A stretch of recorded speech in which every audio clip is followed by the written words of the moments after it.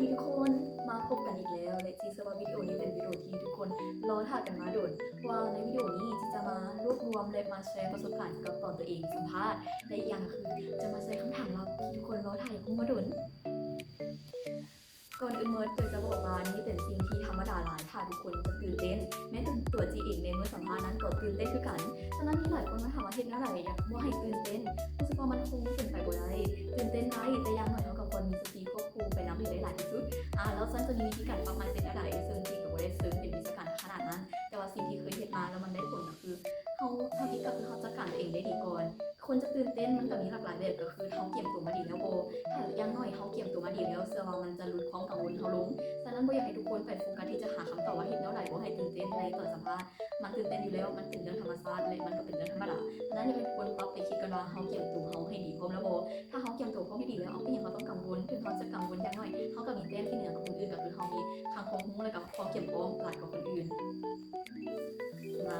ะหลังจากที่เขาปรับเปลี่ยน mindset กันไปน้อยนึงแล้ววันนี้ทุกคนก็น่าจะอยากรู้ว่าเขาสั้นตอนสัมภาษณ์เป็นเท่าไหร่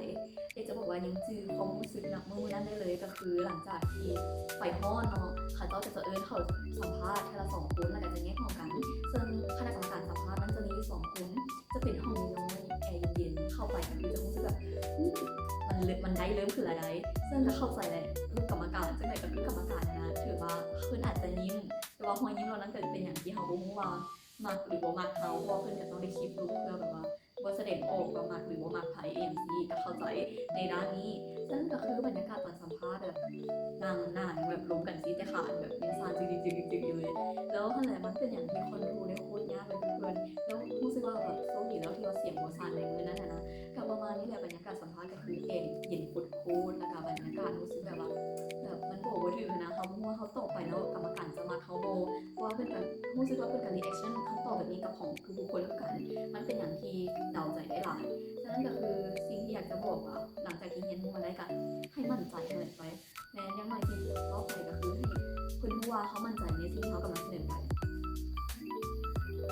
สั้นก่อนที่ไปว่าเรื่องคำถามว่าได้เจอคำถามยังไงเขาอยากจะบอกทุกคนกันว่าแต่ละคนเจอคำถามที่แตกต่างกันและเขาก็ยังไงพวกคุณมายึดติดกับสิ่งที่เขาบอกไปหลายพวกย่านแบบว่าเขาจากประสบการณ์ตัวจริงแบบจะยึดติดหลายแล้วบางครั้งมันอาจจะบริโภคตามเท่าเทียมไปแล้วเขาจะไปต่อเป็นฉะนั้นก็คือฉะนั้นก็คือสิ่งที่เขาแนะนำไปในบอกไปในมือนี้ก็เป็นเพียงแนวทางนึงที่อยากจะให้ทุกคนรู้ว่าควรเขียนไปประมาณไหนแต่ว่ากับกันไว้ในบางเทื่อแบบเอากับอยู่ที่ว่ากับโบได้กรรมการก็สามารถมาบนคลิปนี้คือกันแล้วถ้าเขาเจ้ารู้ว่าพวกเพิ่นเขียนพวกคุณคิดว่าเขาเจ้ายังสาวคำถามวันนี้ไปถามพวกเพิ่นสมองหรือกับพวกนี้เขาบ่สามารถรู้ได้โอเคคันซานโบหลังจากที่เขาว่าอารมณ์วนมายืนยาวอะไรกันแล้วเขาจะไปเข้าสู่คำถามสัมภาษณ์กันเลยมาพบกับคำถามข้อทำอิฐเข้าไปสิ่งทำอิฐที่จะได้เจอเลยก็คือแนะนำตัวให้ฟังแน่สิ่งนี้ว่าจะไปขึ้นใดหรือว่าที่สัมภาษณ์อย่างกระตามเป็นคำถามเปิดประเด็นให้เขาเลยก็ว่าได้ซึ่งเราคิดว่ามันเป็นจุดที่ดีนะทุกคนก็น่าจะรู้แล้วเนาะทุกคนก็น่าจะรู้อยู่แล้วว่ามันบ่ได้แนะนำแต่สื่อว่าแนะนำมันเกิดที่อยู่อาศัยอานุชื่อเสียงแห่งนามแต่มันคือ introduce yourself แนะนำตัวตนบ่งบอกลักษณะนิสัยของเขาซึ่งสิ่งนี้มันเป็นสิ่งที่ดีได้มันจะเฮ็ดให้เขาเจ้าได้รู้ว่าบทสนทนาในมื้อนั้นนะจะไปในแนวทางไหนคือพวกเพิ่นอยากให้พวกเพิ่นคืออยากจะแนะนำว่าถ้าพวกเพิ่นเปิดไปในประเด็นด้านสิ่งแวดล้อมในมื้อนั้นแน่นอนว่าคำถามตัวต่อไปมันก็จะเกี่ยวกับสิ่งแวดล้อมก็คือว่าเขาเก็บข้อมูลมาดีและบ่อยากให้เขาเจ้าออกนอกกรอบแต่มันก็ขึ้นกับร่างนั้นตัวจริงบางเทื่อเขาว่าไปมันก็จะเป็นเพียงแค่ส่วนหนึ่งเขาเจ้าอาจจะบ่ถามแต่อันนี้ก็กันไว้มันสามารถเป็นคำถามที่เปรียบดังนี้2คมนะก็คือสิว่าเปิดตัวดีก็ดีไปแต่ว่าถ้า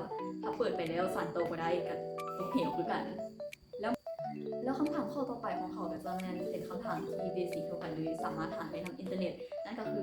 บอกจุดดีจุดอ่อนของเจ้าแน่เอียงประมาณนี้นะซึ่งรู้สึกว่านั่นแหละมันเขาก็ต้องได้เปลี่ยนไปกันบอกจุดดีของเขาไม่หยังลักษณะนิสัยที่เขาโดดเด่นหรือว่าคิดว่าสิ่งที่คนอื่นบ่มี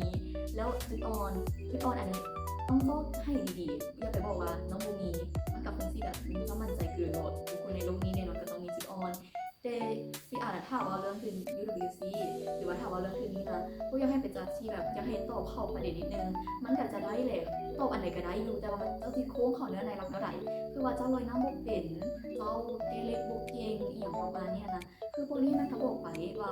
เจ้าอาจจะบอกไปว่าเฮ็ดบุกเก่งแต่สามารถพัฒนาเงินรู้ได้แล้วหลัง ลังจากที่เจ้าพัฒนาเรียนรู้ได้นะแล้วเจ้าได้มันแล้วเจ้าสามารถไปต่อยอดอย่างแน่อยากให้ตีโจทย์ให้มันกว้างขึ้นกว่านี้บ่แม่นแต่ว่านี่ค่อยบ่เป็นแล้วค่อยก็จะเรียนให้เป็นแล้วนั่นเด็ดต่อก็คือเจ้าบอกว่าเจ้าลอยน้ำบ่เป็นแล้วเจ้าจะพัฒนาให้ลอยเป็นจบสิว่ามันเฮ็ดให้กรรมการบ่ฮู้ถึงซึ้งเลยว่าสิ่งที่เจ้าแนะนำมานั่นนะแล้วอยากจะสื่อถึงอย่างในประเด็นหลักของเจ้าฉะนั้นก็คือพยายามบ่ว่าจะเจอคำถามใดก็ตามอยากให้ตีโจทย์ให้มันกว้างขึ้นกว่านี้แน่อธิบายให้มันลึกซึ้งกว่านี้แน่เพราะอย่าลืมว่าทุกคนที่ไปในวันนั้นต่างคนต่างมีจุดพิเศษที่แตกต่างกันฉะนั้นเขาจะนำเสนอตัวเองอะไรให้เป็นที่จับตากรรมการนั่นก็คือนี่แหละตีโจทย์ให้มันแตกตอบให้ตรงประเด็นข้อที่3ก็คือเขาอันนี้บ่รู้ว่าทุกคนเจอบ่แต่สำหรับเขาเจอคำถามที่ว่าต้องมีการบริหารเวลาตัวเองแนวใดแล้วแต่ว่ามันจะมาตอบคำถามพวกซึ่งจิตะเนี่ยนิดนึงนะบ่รู้กับผู้คือกันว่าทุกคนจะได้เจอบ่ก็ขึ้นกับบริบทคือว่าแหละเขาแนะนำตอนตัวเองตอนต้นเป็นแนวใดอันนี้ก็เจอคือการแบบคิดกันน้ำมูกอย่างที่จริงในอินเทอร์เน็ตมันมีหลายแล้วก็มันฝึกซ้อมได้ดีนะมันจะถามอย่างที่แบบหั่นแหละเอาคิดกันน้ำมูกเฮ็ดแนวใดมูเฮ็ดแบบนี้ใส่เจ้ามักบ่แล้วเจ้าจะมีวิธีแก้ไขแนวใดมันเป็นคำถามอย่างแก้ไขปัญหาอย่างพวกนี้นะให้ทุกคนลองไปเสิร์ชแล้วก็ลองตอบเบิ่งว่ามันอาจที่จริงมันอาจจะบ่แม่นแนวคนนี้ก็ได้แต่ว่าเซิร์ชแก้ไขปัญหาสิก็รู้สึกว่ามันก็พอมีอยู่แล้วอีกสิ่งนึงที่ตอนเขาสัมภาษณ์แล้วเขาจะถามเขาก็คือมันเป็นคำถามที่อยู่ในแบบฟอร์มเขาจะเอาสิ่งที่เราเขียนไปนะมาสร้างเป็นคำถามแล้วเซอร์บอกว่าอันนี้มันเป็นอย่างที่ยากถูกว่าจุดดีจุดอ่อนที่เขาเขียนไปอีกหนึ่งก็คือเขาบ่รู้ว่าเพิ่นจะเอาประเด็นใดมาถามแล้วสำหรับเขาที่เขาเจอนะก็คือจะแบบสแกนด้วยค่ะเนี่ยเอาคำคือสมมติเขาจะถามมาคือดังที่น้องเขียนมาเนาะน้องมักสิ่งแวดล้อมแล้วจะอธิบายเพิ่มเติมได้บ่อธิบายไปว่ามักแนวนั้นนี่แล้วเขาจะเอาคำตอบเขานะมาถามอีกรอบนึงเลยคือแบบอันนี้จะเป็นสิ่งนึงที่เขาอยากจะบอกว่าที่บอกไปในคลิปตอนนั้นว่าอย่าฝืนหรือว่าแบบนั่นแหละคือเขาจะมาสแกนกับสัมภาษณ์ว่าสิ่งที่เจ้าเขียนไปนะเจ้าตัวโบหรือว่าเจ้าสร้างเรื่องขึ้นมาโบแล้วถ้าทุกคนสั่งแล้วถ้าทุกคนเขียนด้วยแบบว่ามันเป็นเรื่องแท้อย่างที่กับโบจำเป็นต้องกังวลและกับโบจำเป็นต้องย่านเพราะสิ่งที่เขาจะถามมามันก็เกี่ยวกับตัวเขาเองนั้นเขาจะถามมาเขาเฮ็ดอย่างนั้นแหละแต่แค่เขาตอบไปตามความเป็นจริงนั่นแหละก็คือถ้าเขาโบเสริมสร้างหรือว่าปั้นแต่งเนื้อเรื่องแต่เล็กมันก็จะเป็นทรงผลดีคือตอนที่เราสัมภาษณ์ว่ากรรมการเพิ่นเบิ่งออกว่าดิฉันนั้นเขาเป็นแนวใดหน้าตาเขากังวลโบหรือว่าเขากำลังสื่อสารด้วยความแบบจริงแบบเพื่อนก็จะเบิ่งอะไรว่าสิ่งที่เขาแสดงออกไปแบบอยากให้คนที่แบบว่าค่อยสื่อสารมาอะไรนี้นะค่อยจริงจังและกันจริงใจได้สิ่งที่ค่อยบอกจะค่อยมันคือแบบเรื่องแท้อย่างประมาณนี้นะอีกข้อหนึ่งก็คือเป้าหมายในชีวิตรู้สึกว่าเขาเจ้าน่าจะถามเนาะเพราะว่าเขาเจ้าก็อยากจะเบิ่งว่านักเรียนคนนั้นมีการวางแผนเป้าหมายชีวิตในระยะยาวใดคือในเมื่อนั้นที่เจ้าไปเจ้าสามารถให้อย่างเกี่ยวกับ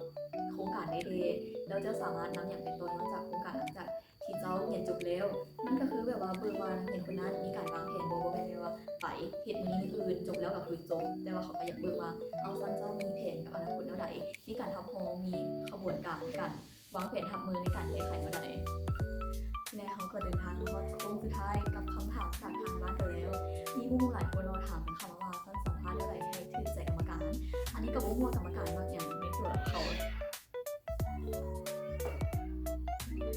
ก็บอกว่ากรรมการมากอย่างในตัวเขาแต่สิ่งที่เขาใช้ในมือนั้นหลายที่สุดนั่นก็คือมีสติกับหอยยิ้มก็คือหอยยิ้มก็เป็นสิ่งหนึ่งในที่เป็นการแสดงอารมณ์รวมในเวลาเว้าก็คือถ้าเขาเห็นหน้าพูดลายหรือว่าหน้าจริงจังลายกรรมการก็จะรู้สึกแบบ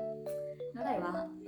นั่นแหละแบบยิ้มในกระไดอย่างนั้นนะที่เป็นหน้าพูดแข่งแล้วเพื่อนมันกับคนซิโบแมนก็คือให้เขาเบิ่งในบริบทแบบว่าใช้อารมณ์รวมบริบทในนั้นๆว่าแบบสิ่งที่เขาเพื่อนถามมาเขายินดีจะตอบได้เมื่อถามมาแล้วแบบคำถามมาเขากับบทแสดงแมนยูเขาจะงงกับคำถามแต่กับคนเก็บไว้ในใจบุคคลจะแสดงออกมานั่นก็คือการแสดงมือนั้นก็คืออะไร